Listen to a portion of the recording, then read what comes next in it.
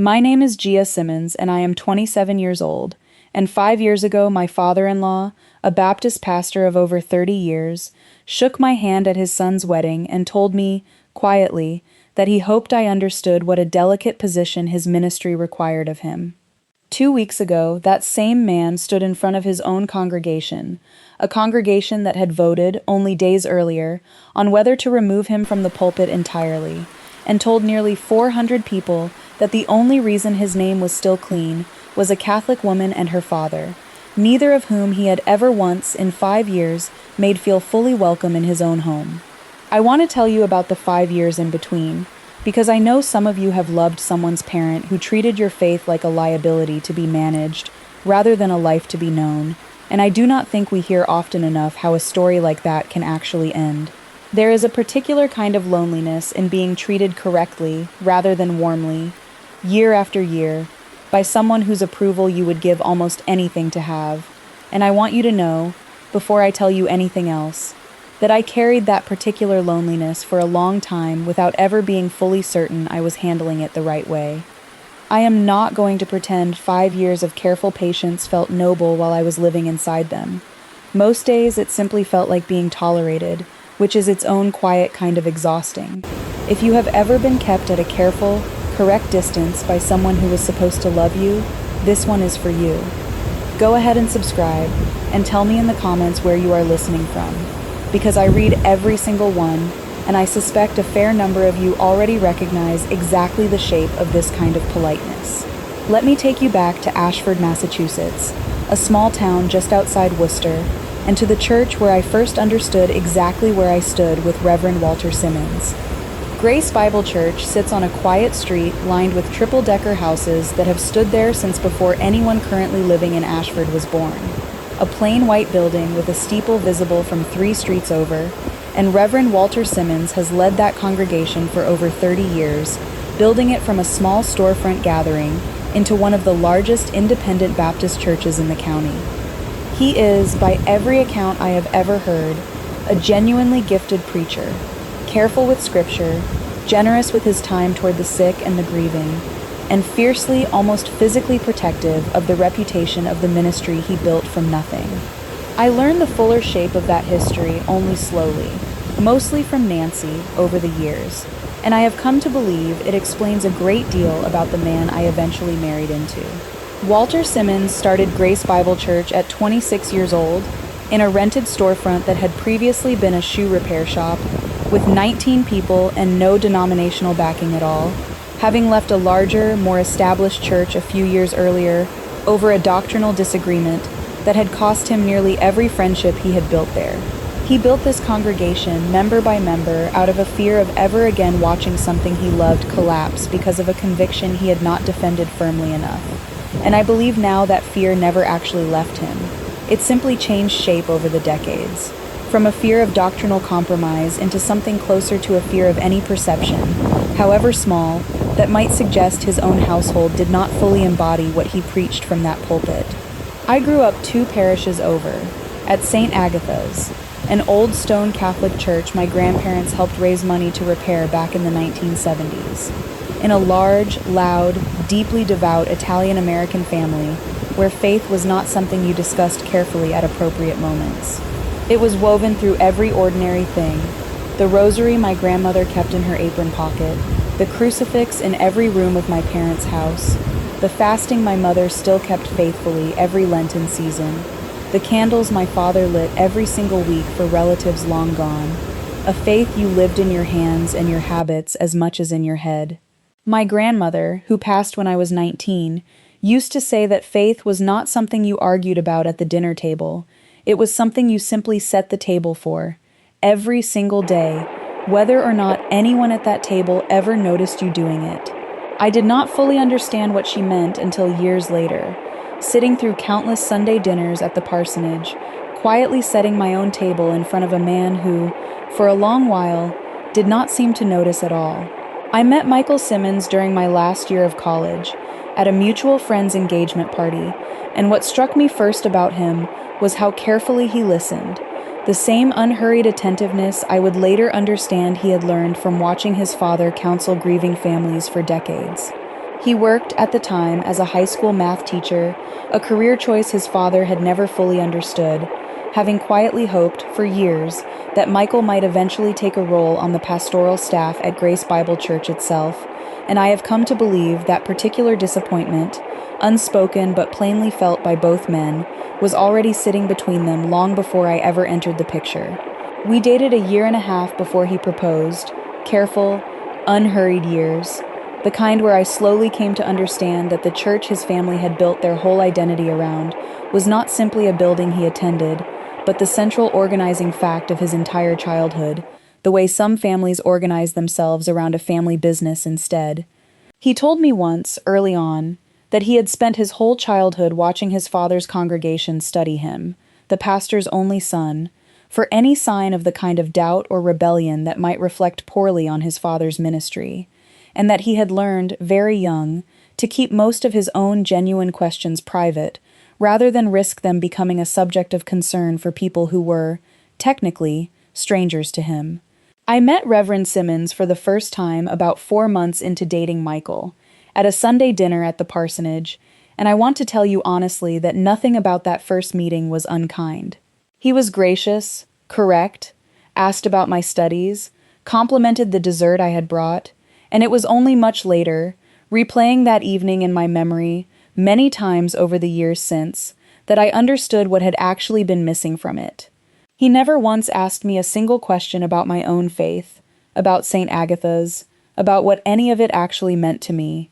the way he asked Michael's other friends, without fail, about their own walks with the Lord.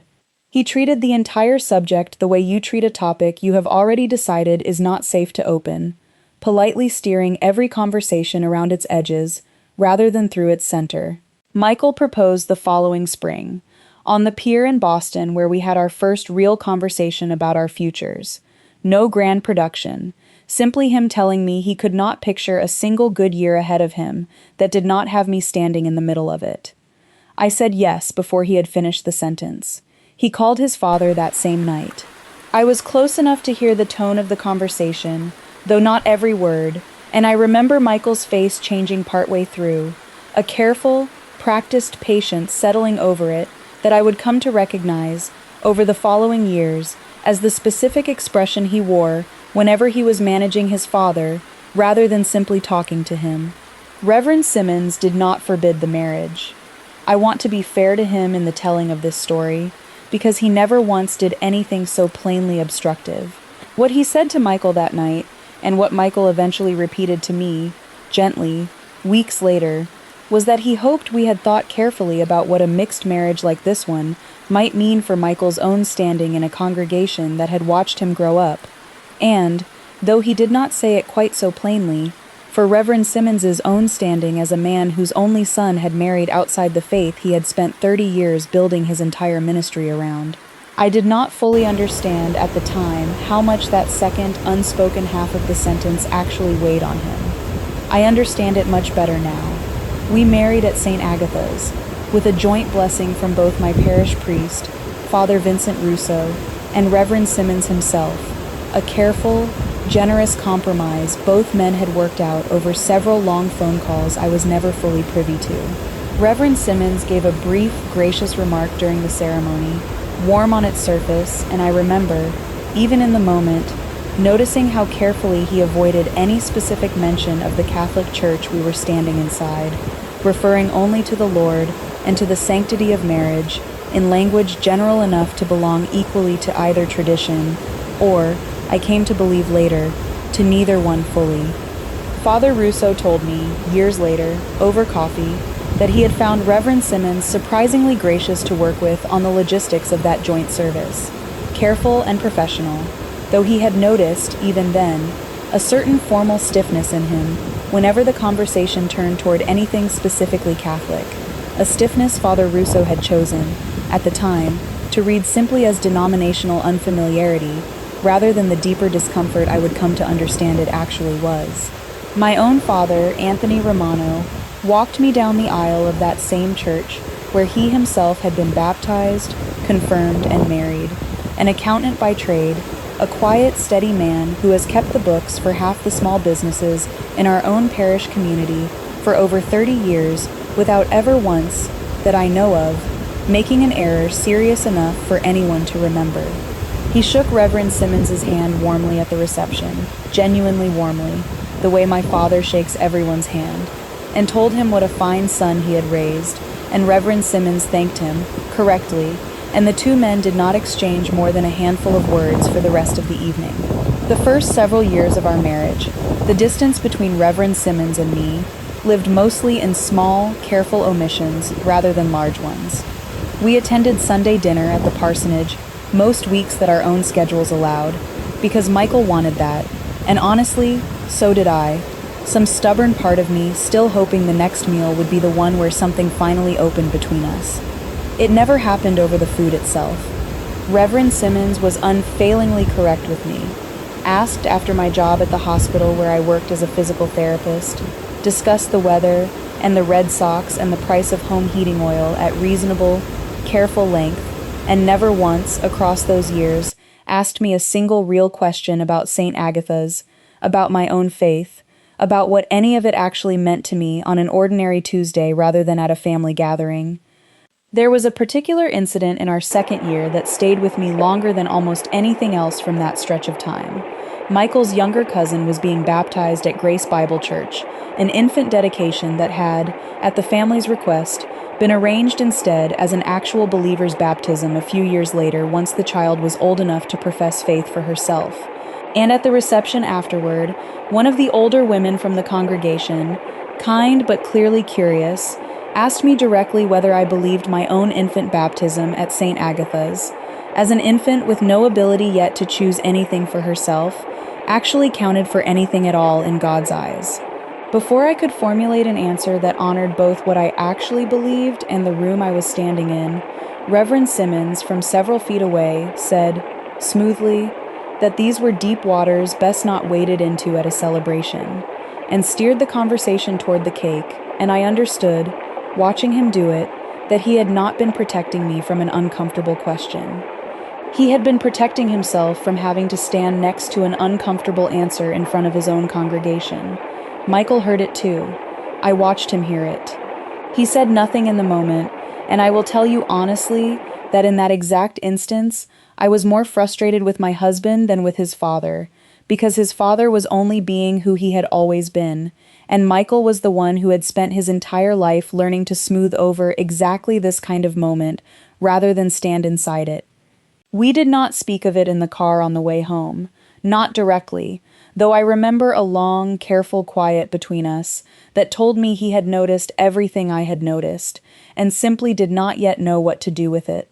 There was a similar moment the following year, smaller, quieter, that I have never told anyone until this story. Reverend Simmons's own church directory, printed annually and distributed to every member household, included a family photo page for staff and immediate family, and the year after Michael and I married, the page listing Reverend Simmons's own family included Michael and, beneath his name, the word wife, with no photograph of me at all, only a blank space where one might have gone, and a brief note explaining that a current photo had not yet been submitted.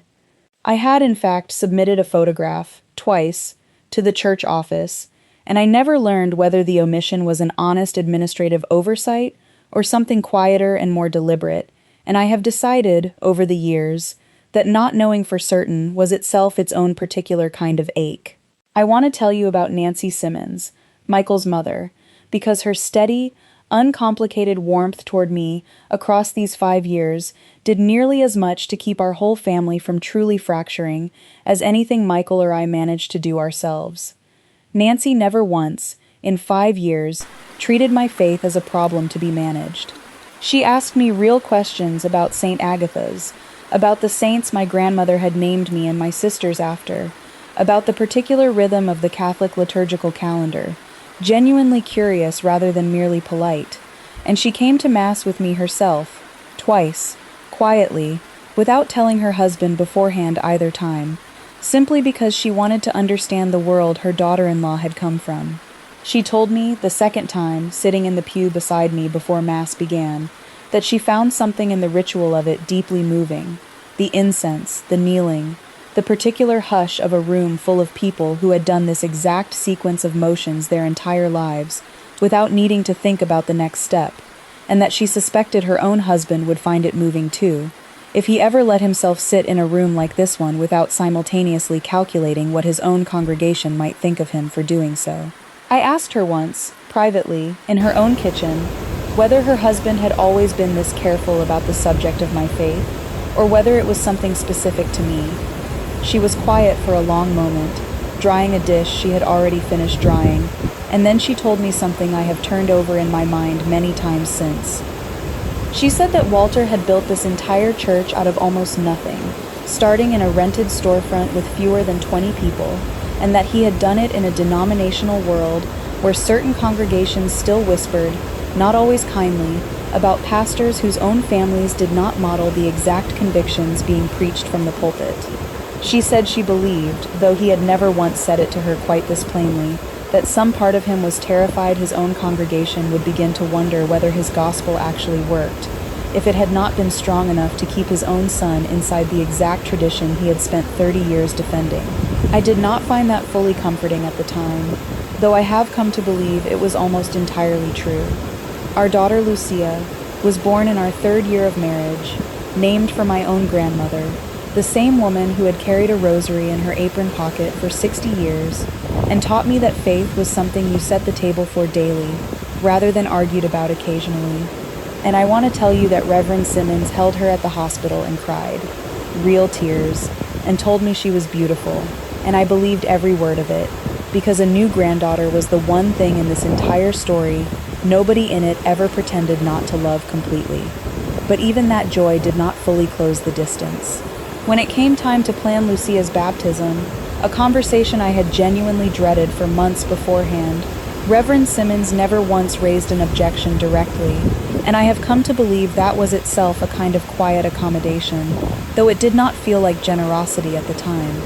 He simply did not attend when we had her baptized at St. Agatha's, citing a scheduling conflict I never fully believed, and sent, instead, a card and a small, tasteful gift, correct in every particular, present in none of the ways that would have actually mattered to me that day. I want to be honest that there was a period, sometime in our 3rd year, where I very nearly stopped trying at all with him, and I want to tell you about that, because I do not think it is fair to leave it out. I drove to see my own mother Teresa on a Wednesday afternoon with Lucia asleep in her car seat,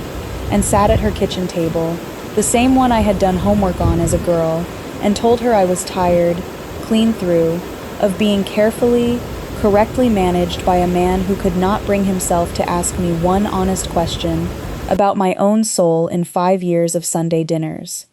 My mother let me finish before she said anything, which she has always been better at than I am.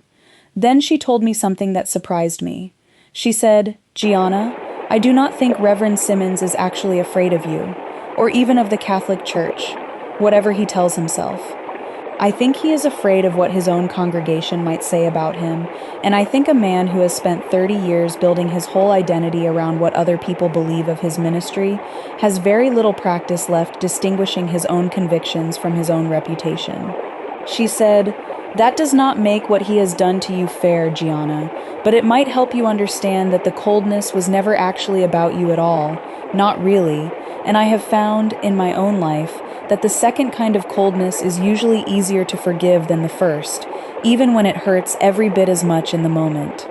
I did not know what to do with that information at the time, except to keep doing what I had already been doing, which was showing up, plainly and without argument, at every Sunday dinner, every holiday, every ordinary occasion, and letting my own life, quietly, be the only real answer I had to give him. Here is what those 5 years actually looked like from the inside, and I want to tell you honestly, because I do not think it is fair to make it sound tidier than it was. I never once argued theology with Reverend Simmons, never quoted a papal encyclical at him in the middle of a family dinner, never treated his careful distance as a problem I needed to solve through argument. I simply kept living the ordinary shape of my own faith in front of him. Mass on Sundays, the rosary in my own pocket now the way it had lived in my grandmother's. A steady, unremarkable devotion that had nothing dramatic about it at all. I stayed kind on the days it cost me the most, and I never once asked Michael to love his father less on my account, even on the nights I privately wished I could. There was a rhythm to those middle years that I only recognized once they were behind us. Michael, for his part, grew quieter with his own father across that same stretch. Not from anger exactly, but from a kind of slow, accumulating disappointment he did not yet have words for. Watching a man he deeply respected fail, again and again, at a kindness that should have cost him almost nothing to offer. I noticed, without ever pointing it out directly, that Michael began attending fewer of his father's Sunday services himself, choosing instead, some weeks, to come with me to an early Mass at St. Agatha's, before joining his own family for the Sunday dinner that came after. A small, quiet redistribution of loyalty that I do not believe either man ever discussed openly, though I suspect Reverend Simmons noticed every single time it happened. I asked Michael once, during our 4th year, whether he had ever considered saying something directly to his father about the years of careful distance, rather than simply letting his own attendance quietly drift instead. He told me he had drafted the conversation in his head more times than he could count, and had never once found the nerve to actually have it, partly out of the same lifelong instinct to protect his father's standing that had shaped nearly every interaction Michael had ever had with him, and partly, he admitted, out of a fear that saying it plainly might force a confrontation neither of them was prepared to survive gracefully. I told him I understood completely, since I had spent 5 years making almost exactly the same calculation myself, weighing the cost of speaking plainly against the cost of simply enduring, and finding, most weeks, that enduring felt like the safer choice, even when it was not actually the braver one. My own father, Anthony, never once said an unkind word about Reverend Simmons in front of me. Not once. In 5 years. Though I know, because my mother eventually told me, that it privately wounded him. A proud, generous man who has never in his life failed to welcome anyone warmly into his own home, to sense so plainly that his warmth was not being returned in kind. He kept showing up anyway, at every family gathering he was invited to, correct and cheerful and entirely without resentment that I could ever detect. And I have come to believe that his own quiet, consistent grace across those years did more to keep a door open between our two families than either Michael or I managed on our own. The accusation came in the fall of our 5th year, and it arrived, as these things often do, from a direction nobody expected. Harold Metz had served as the church's financial secretary for nearly a decade, a role that had grown, over the years, somewhat beyond his actual competence. And when the church's board finally asked him, gently but firmly, to step aside in favor of someone with more current bookkeeping training, he did not take the transition well.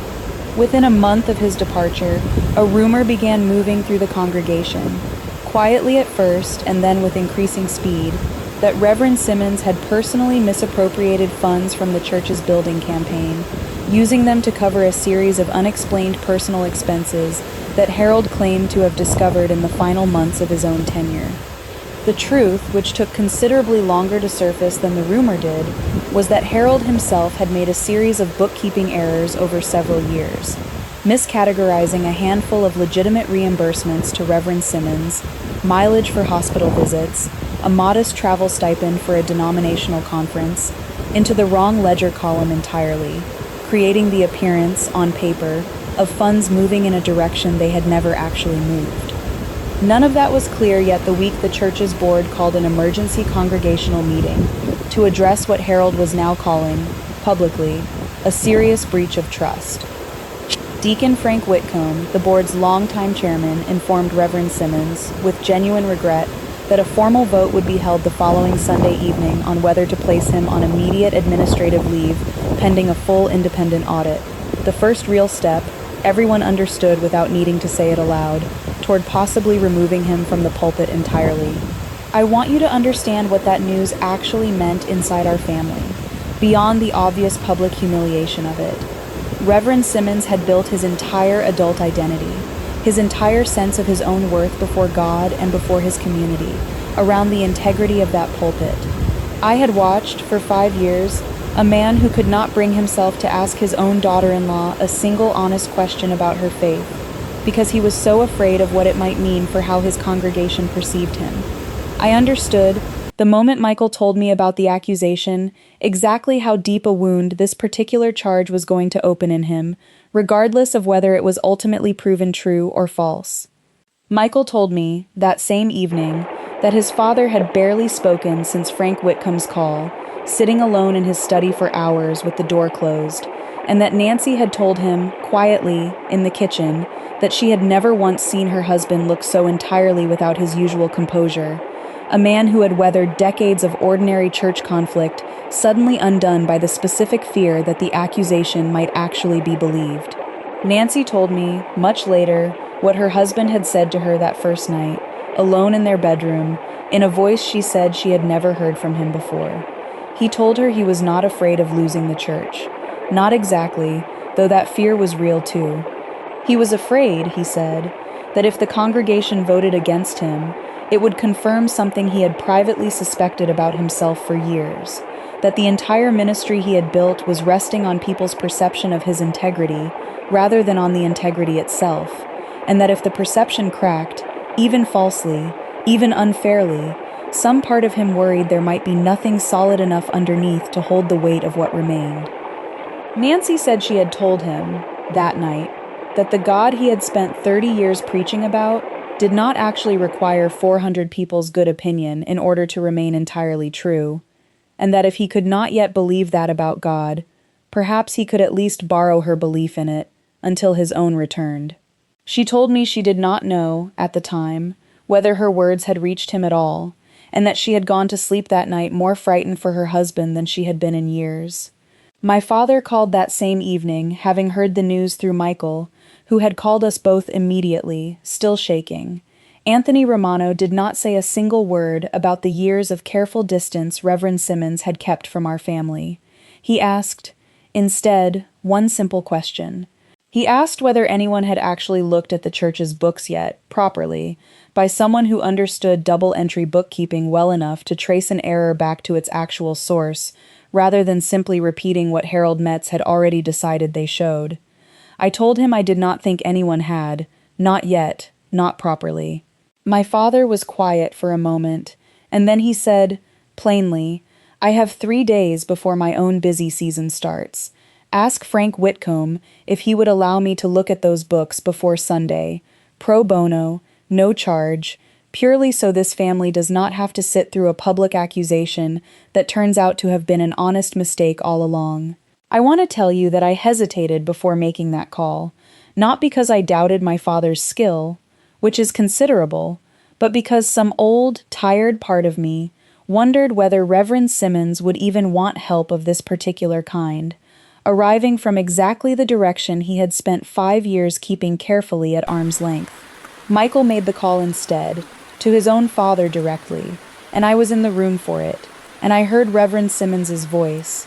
thin and uncertain in a way I had genuinely never heard from him before, ask, why would her father do this for me, after everything?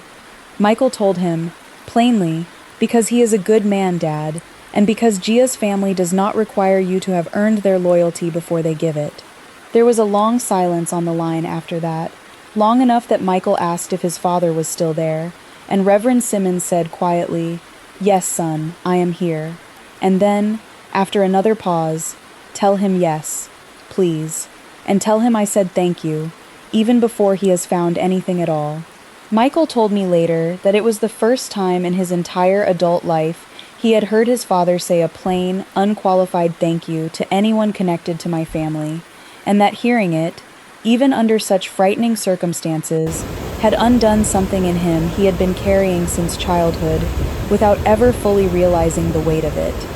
Frank Whitcomb agreed to let my father review the books the following afternoon, more out of desperation than confidence, I suspect, since the board itself had no better option on such short notice. My father spent nearly 10 hours over the following 2 days going through 5 years of ledgers, receipts, and bank statements, and by Saturday evening he had traced the entire discrepancy to its actual source, a series of legitimate reimbursements Harold Metz had simply filed under the wrong account code, compounding uncorrected year after year until the accumulated total looked, on the surface, exactly like the kind of slow, quiet theft Harold was now publicly alleging.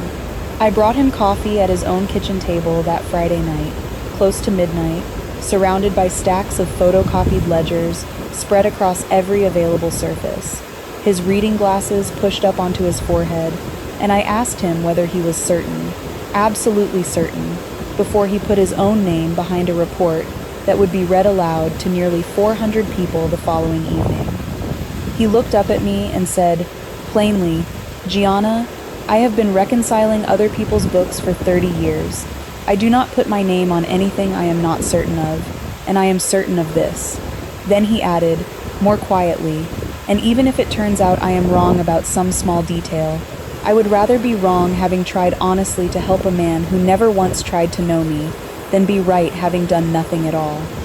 My father prepared a clear, careful written report, the kind of document, Frank Whitcomb told me later, that he had never once seen from Harold Metz in all his years managing those same books. Every reimbursement traced back to its original receipt, every category error clearly marked and corrected, a complete, transparent accounting that left no reasonable question unanswered. The congregational meeting was held on Sunday evening in the same sanctuary where I had sat, correctly and carefully, through 5 years of Reverend Simmons's sermons, without ever once being asked a real question about my own soul. The room was full, nearly 400 people, more than I had ever seen there even at Easter, and Harold Metz sat near the front, arms crossed, clearly still convinced of his own version of events. Frank Whitcomb opened the meeting by explaining that an independent review of the church's finances had been conducted, and asked my father, standing quietly at the back of the sanctuary, in the only suit he owns that is not for weddings or funerals, whether he would be willing to present his findings to the congregation directly. My father walked to the front of that Baptist sanctuary, a Catholic man who had never once, in 5 years, been asked to set foot past its foyer for anything beyond a wedding or a holiday dinner, and presented, calmly and without a trace of triumph in his voice, exactly what he had found, ledger line by ledger line, until even Harold Metz, watching from the front row, had gone quiet. I watched Reverend Simmons's face while my father spoke, and I saw something I had never once seen there in 5 years of careful Sunday dinners, a kind of raw, unguarded gratitude that he made no attempt at all to hide from the room. When my father finished, Frank Whitcomb asked if there were any further questions, and I want to tell you what happened next, because I did not plan it, and I do not fully know, even now, where the courage for it actually came from. I stood up. I had not told Michael I intended to speak. I had not told my own father. I simply stood in the 4th row of a church that had spent 5 years treating my presence as something to be managed rather than welcomed, and asked if I could say something.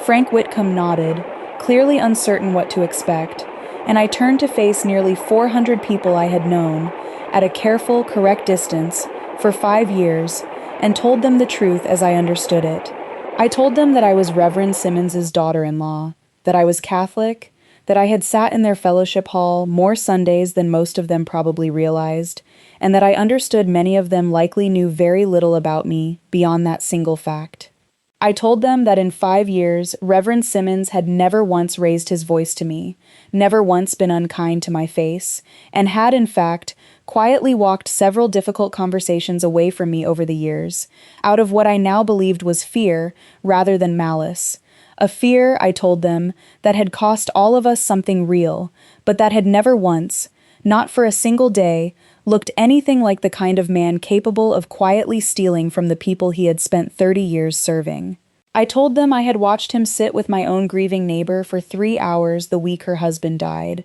though he had never met either of them before that week. I told them I had watched him drive across the state, without being asked, to visit a former church member in a nursing home nobody else had thought to check on in over a year. I told them that a man that careful with other people's grief, that quietly generous with his own time, was not the man Harold Metz had described, and that I believed the numbers my own father had just presented proved exactly that, clearly and completely. I told them, too, about a small thing I had never once mentioned to anyone in that room, that Reverend Simmons had, for 5 years, quietly sent a modest check every single Christmas to a retired missionary couple in Kenya whom he had met only once, decades earlier, and had never once mentioned it to anyone, that I only knew of it because I had once seen the envelope on his desk and asked Nancy about it. I told them a man who gives quietly, expecting no credit and no audience,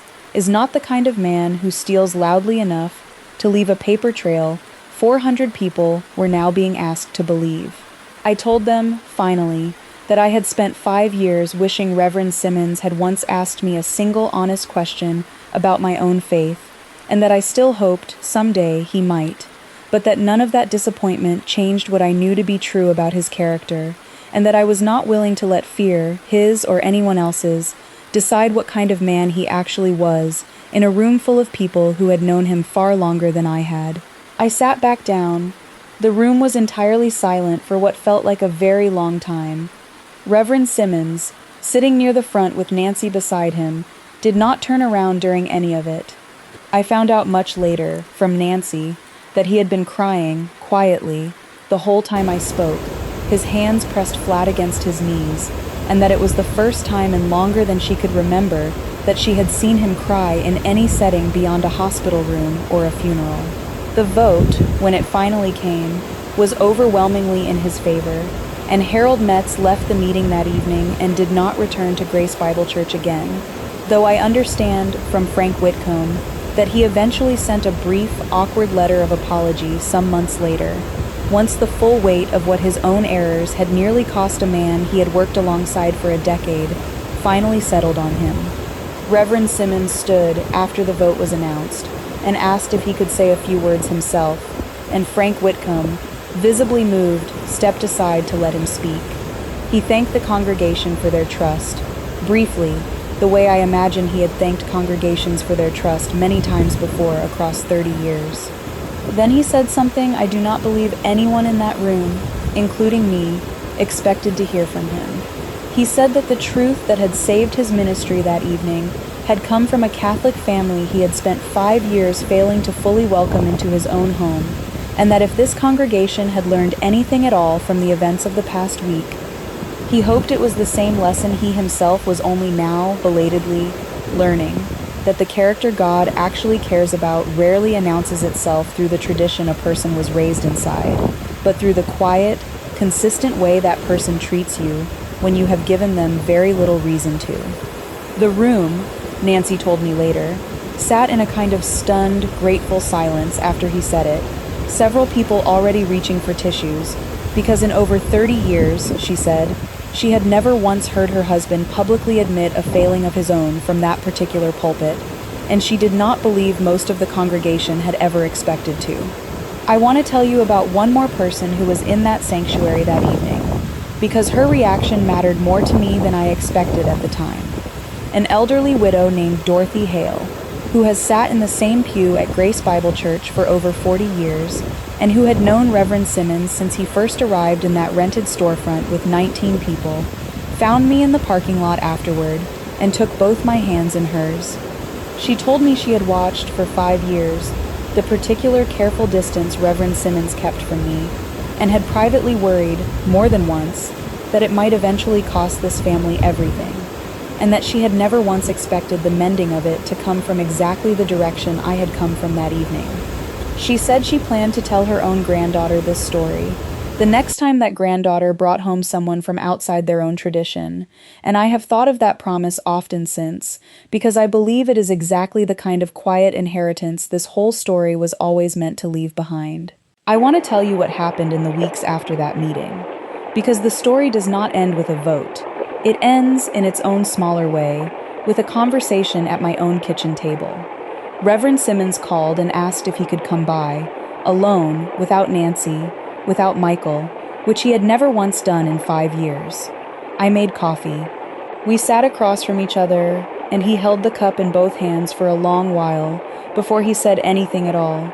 Then he said, "Gia, I owe you an apology, and I do not intend to make it a short one, because I believe you have earned a long one, and I have had 2 weeks now to think about what I would say if I ever found the nerve. I have rehearsed this conversation in my head more times over these past 2 weeks than I have rehearsed most of my Sunday sermons across 30 years, and I still do not feel entirely ready, but I have decided that waiting for readiness has already cost this family 5 years, and I am not willing to let it cost us a single day more. He said, I decided who you were before I ever gave you a fair chance to show me otherwise.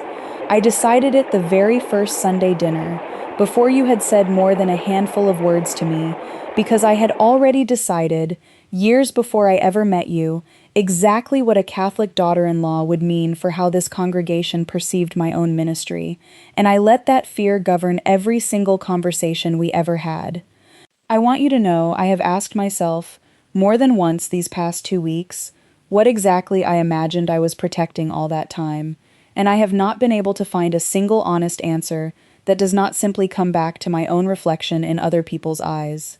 It is not a comfortable thing, Gia, to reach my age and finally understand that the thing you spent 30 years calling conviction was, in at least this one corner of your life, actually something closer to vanity wearing conviction's own clothes. He said, I told myself, for 5 years, that I was protecting the integrity of this pulpit. I understand now that I was protecting my own reputation, and that I had confused the two so thoroughly I could no longer tell them apart, until a Catholic woman stood up in my own sanctuary and defended a character I had never once given her a genuine reason to believe in. I have spent 30 years teaching other people the difference between conviction and pride, Gia, and it took nearly losing everything to finally see how thoroughly I had let the second one wear the first one's clothes in my own life. He said, I steered a room away from an honest question about your baptism because I could not bear to be seen standing beside an honest answer.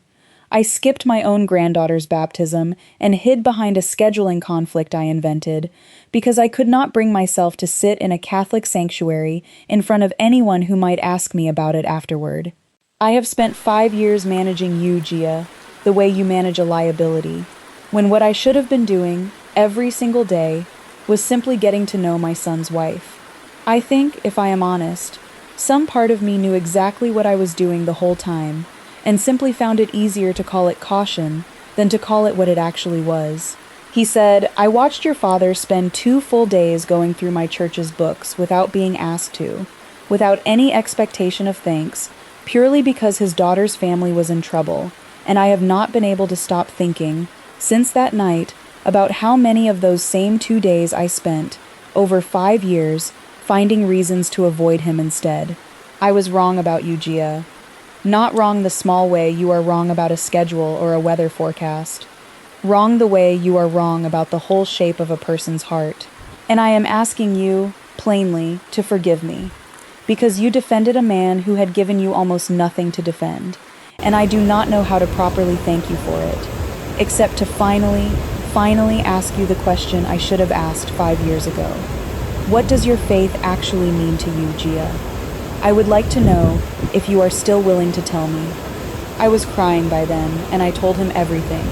The rosary in my apron pocket the way it had lived in my grandmother's. The candles my father lights every week. The particular, steady comfort of a Mass I have attended nearly every Sunday of my entire life.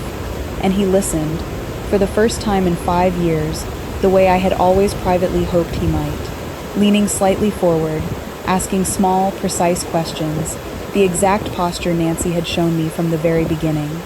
At one point he asked me, quietly, whether I had ever resented him enough, across those 5 years, to consider keeping Lucia away from him entirely, and I told him honestly that the thought had crossed my mind more than once, on the hardest days, though I had never once let it settle into an actual decision, because I did not believe punishing him would have made either of us into the people we were trying to become. Nancy told me afterward that she had listened to the whole conversation from the next room, not eavesdropping exactly, simply unable to make herself leave the house while it was happening, and that she had cried through most of it herself, because she had spent 5 years quietly hoping her husband would eventually find his way to exactly this conversation, without ever once believing she would actually live to hear it happen. Michael found me in our own kitchen that same evening, after his father had left, and told me he owed me his own apology, separate from his father's, for 5 years of quietly managing, rather than defending me, of letting conversations slide past uncorrected, rather than risking the confrontation that might have actually protected me sooner. He said watching me stand up in that sanctuary, doing for his father the very thing Michael himself had never once found the courage to do for me, had shown him something about his own long habit of keeping the peace that he did not much like seeing reflected back at him. I told him I forgave him easily, because I understood, better than almost anyone, exactly how much a lifetime of protecting a parent's reputation can cost a person's own nerve, and that I had never actually needed him to fight his father for me, only to eventually stand beside me plainly, which I told him he had in fact been quietly doing all along, in his own patient, imperfect way. Here is where everyone stands now, since I know you will want to know. Reverend Simmons still leads Grace Bible Church, and the congregation, after the full audit confirmed everything my father had already found, voted unanimously to retain him, several members standing to publicly apologize for how quickly they had believed the worst about a man who had served them faithfully for 3 decades. He asks me real questions now, at every Sunday dinner, about St. Agatha's, about the saints my daughter is named for, about the particular rhythm of Advent and Lent, genuinely curious in a way that still occasionally catches me off guard, 5 years of careful distance replaced, slowly, by an ordinary, unhurried friendship neither of us takes for granted anymore. He attended Lucia's first communion at St. Agatha's this past spring, sat in the 3rd pew beside my own parents, and told me afterward, quietly, that he had found the whole liturgy more moving than he expected, not because he intended to change a single thing about his own convictions, but because he had finally allowed himself to actually be present in a room he had spent years only correctly, carefully avoiding. He mentioned, almost sheepishly, that he had found himself moved nearly to tears during the procession, watching my own father walk Lucia forward, and that he had spent the whole drive home turning over exactly why a ritual so unfamiliar to him had reached somewhere in him that his own decades of preaching had not managed to touch in quite the same way. My father and Reverend Simmons have coffee together now, once a month, at a small diner between Ashford and our own parish. A friendship neither man saw coming, and both now guard carefully, and Frank Whitcomb told me recently that Reverend Simmons has taken to quoting my father, by name, in his own sermons, whenever he needs an example of quiet, unglamorous integrity, which I understand embarrasses my father tremendously, and delights him just as much. Michael has noticed the change most of all, I think, more than even I have. He told me recently that he has started, for the first time in his entire adult life, actually looking forward to Sunday dinners at the parsonage, rather than simply managing his way through them, because his father asks him real questions now too, about his teaching, about our marriage, about the particular texture of an ordinary week, rather than steering every conversation carefully around whatever subject felt riskiest at the time. He said he has caught himself, more than once, wishing his father had found this particular courage 20 years earlier, before Michael spent his entire childhood learning to keep his own honest questions private, and then, in the same breath, told me he has decided to simply be grateful the courage arrived at all, rather than measuring it against all the years it took to get here. I want to leave you with what I have come to believe was the actual center of this whole story, if you are somewhere in the middle of your own version of it right now, loved carefully and correctly by someone who has never quite let you all the way in. You cannot argue your way past someone else's fear, and you cannot force a crisis to arrive on a convenient schedule to prove your patience was worth something. What you can do, the only thing I ever actually did across 5 years, was keep living the plain, ordinary shape of your own faith and your own character in front of the person managing you at arm's length, without resentment, without demanding they see you sooner than they were able to. I did not know for 5 years whether Reverend Simmons would ever actually let me in. I only knew that I still intended to be exactly who I already was, whether he was watching closely enough to notice or not, and it turned out, in the end, that was the only argument that was ever actually going to reach him. I think often about how close this story came to never reaching this particular ending.